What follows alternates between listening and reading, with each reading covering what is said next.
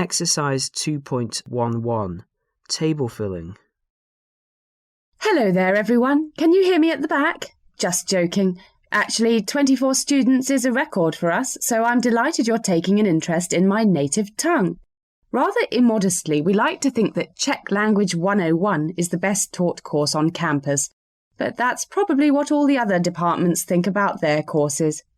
Anyway, I'm extremely pleased to see you here, and I'm sure we'll get to know each other pretty well over the next 9 months or 3 years if you really like it. Last year, 3/4 of our first-year students elected to continue studying the language, and we think that 3 out of every 4 students is a compliment to the friendliness of the Slav language department. I'm Professor Krasensky, and I teach all the language units in the Czech department, although Professor Belova will be returning next January. However, until then, your favourite Czech name will be mine, which is spelt as follows: Krasensky. If you spell Krasensky any other way, especially with an I at the end, you will not be doing very well on the course. Anyway, if you look out of this window, you'll see over there, next to the English Literature Building, a new building going up, the Centre for Modern European Languages, of which we shall occupy 6 rooms. However, until the Centre for Modern European Languages is ready, and because life is never simple, we'll be using the Science Building.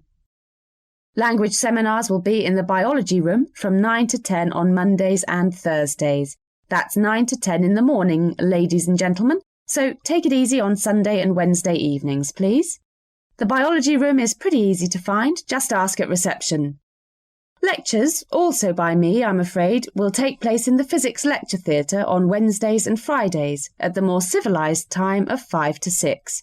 That does not mean that we start at 5 minutes to 6. We finish at 6 after an hour of fascinating intellectual stimulation. Fortunately, if you get thirsty in the Physics Lecture Theatre, there's the Czech Beer Club on Fridays at 7. If you don't like Czech beer, then you should learn to. 2 other important points. To get into the Science Building, you must prove that you're a student here, so bring your student identity card for all seminars and lectures. I would also like you to bring a good Czech dictionary. When I say dictionary, I mean a book, not a little computer programmed by someone in China or Malaysia, where they are experts in Czech, of course. I'm not against technology per se, but things that beep and whir and distract attention in class are not welcome in my sessions. Please do not use mobile phones or computers in lectures or seminars. If you're expecting an urgent call, give the person the number of the reception desk, but make sure you switch off your mobiles and computers for all my seminars and lectures. Also, you may think your computer can translate everything, but your head, with a decent dictionary to help, is better and quicker. If your computers can do it already, then you wouldn't have universities, which would be a pity because I rather like my job.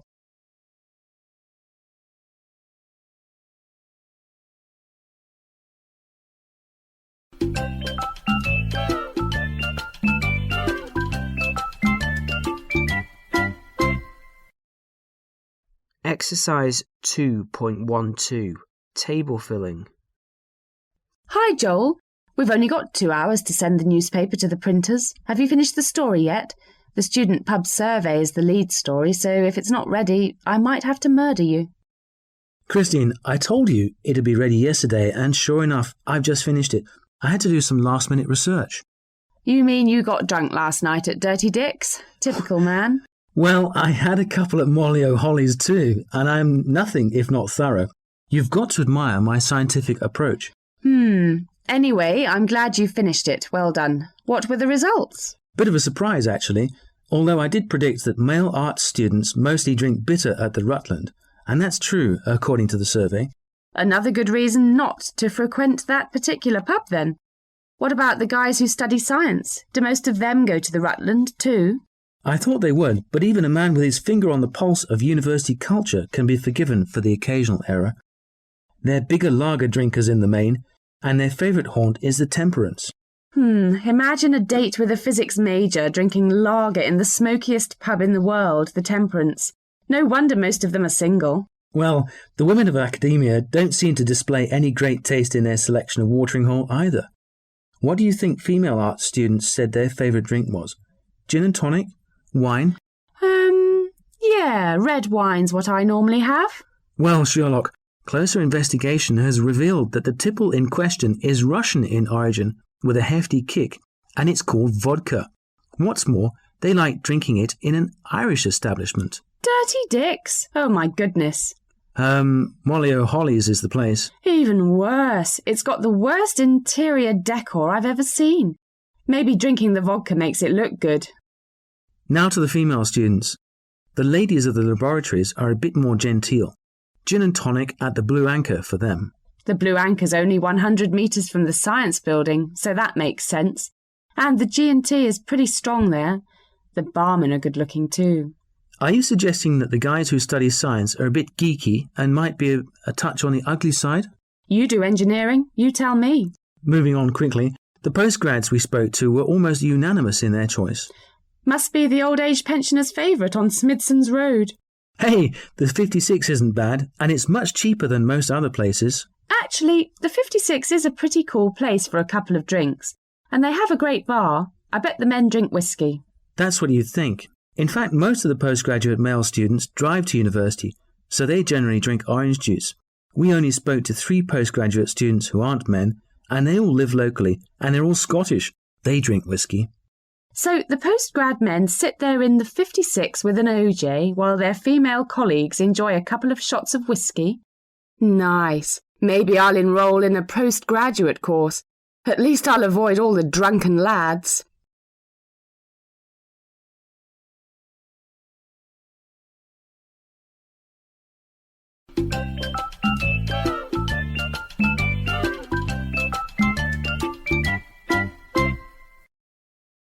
Exercise 2.13.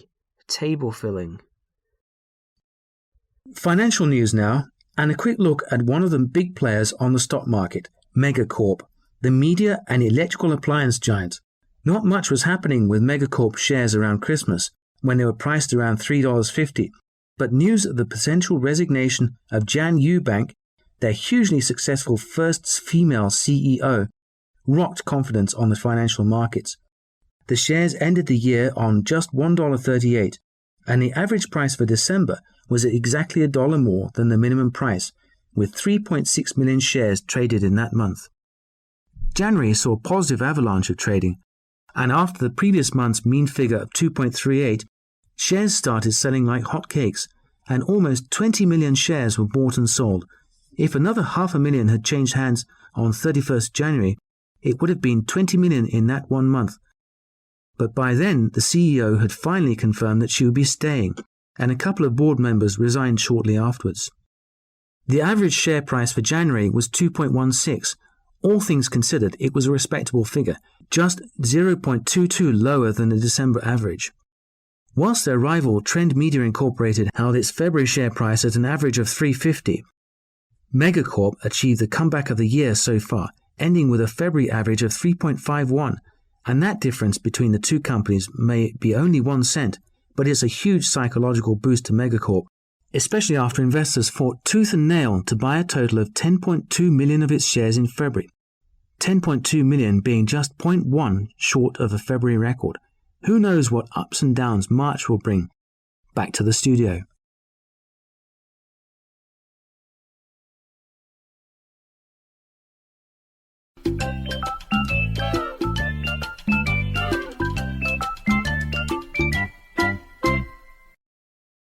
Exercise 2.14. Table filling. Hey Nigel, have you seen this article about those paintings? The 5 greatest modern paintings in the world? Are you thinking of going to see them all? Well, if you're thinking of buying me a round-the-world ticket, taking in Germany, China, Australia, America and the UK, then yes, I will. Oh yeah, I was just popping down to the travel agents to pick it up. You should be so lucky. Still, it would be fun to see them all. I really like Pistachio's work, and Afternoon Tea really is a classic painting. We could go to see it, you know. It's only down the road in London. I'll tell you what, if you can guess the year it was painted, I'll give you the train ticket to London. Cool. End of the 19th century. 1899?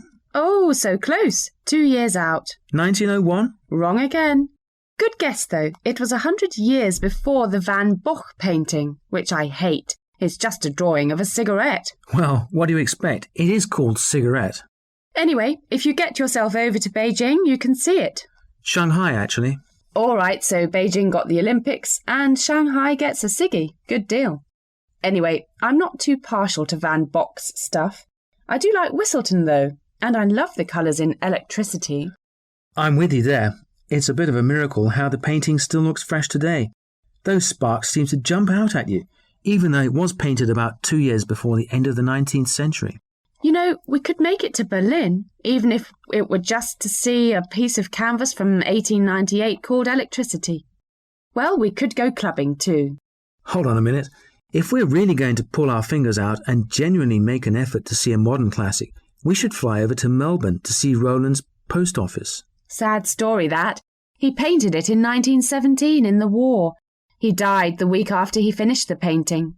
Still, we could go over there for the Melbourne Cup. I love horse racing. You're all heart. So we've just about got enough cash to cover next month's rent, and we're on about flying down under. Anyway, it's 1916. Oh, hang about. No, it's 1917. I stand corrected by myself. When he painted it, it was such a different style of painting, such a revolutionary portrayal of everyday life. I suppose it defined a new movement. Well, that's more than can be said for Pincher. Washington's never really tickled my fancy, and I wouldn't spend a fortune to fly there to see a picture of an old woman stealing a bag of peas from a supermarket. What a load of rubbish. 1986 wasn't a vintage year for art. That depends. Calling it shoplifter wasn't very imaginative, but in 1986 he did paint one picture every week, including shoplifter. That is amazingly prolific. What about if a shoplifter walked into the Washington Gallery and stole Shoplifter? It'd be great publicity. Yeah, and some sort of justice.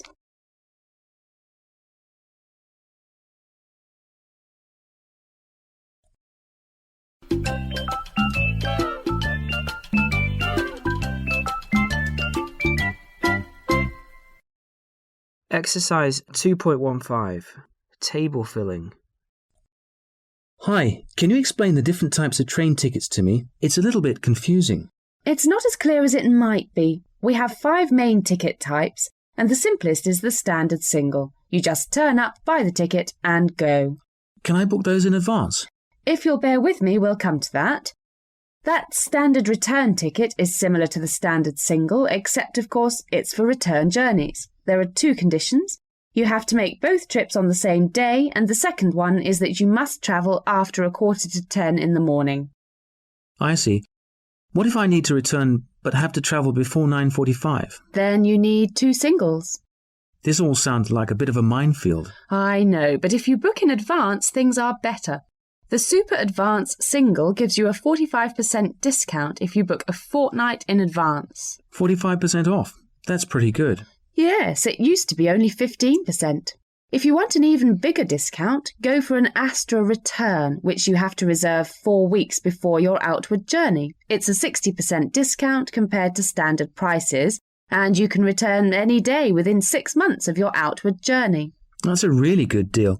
So if I want to book, say, 7 weeks in advance, that would get me an Astra Return. Yes, as long as you book 28 days or more before your trip. What's the Roma?